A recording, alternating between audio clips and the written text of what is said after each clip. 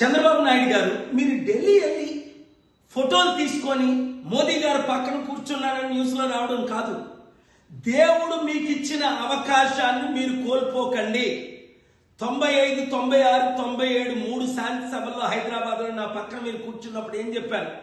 మీరు దేవగౌడ్ని పిఎం చేశారు, మీరు ఇప్పుడు పిఎం అవ్వండి అంటే మంచి అవకాశం ఇచ్చినప్పుడు చేస్తాను సార్ అన్నాను.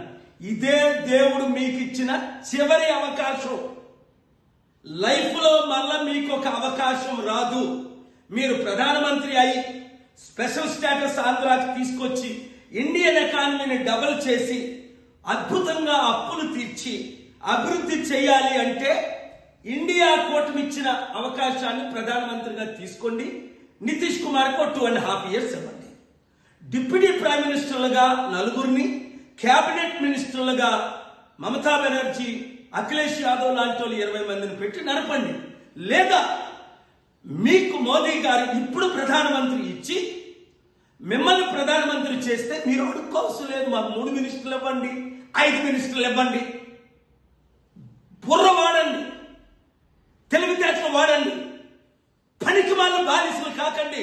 ఛీ, ఇదా ఒక బ్రతుకు? అంబేద్కర్ ఎడంకాలతో తన్నాడు మినిస్టర్ పదవిని. మీరు వెళ్ళి మినిస్టర్ ఇవ్వండి అయ్యా అయ్యా అని అడుక్కుంటాడు. జైలుకి వెళ్ళారనా? మీరు ప్రధానమంత్రి వెళ్తే మళ్ళీ మిమ్మల్ని ఎవరు జైల్లో పెడతాడు?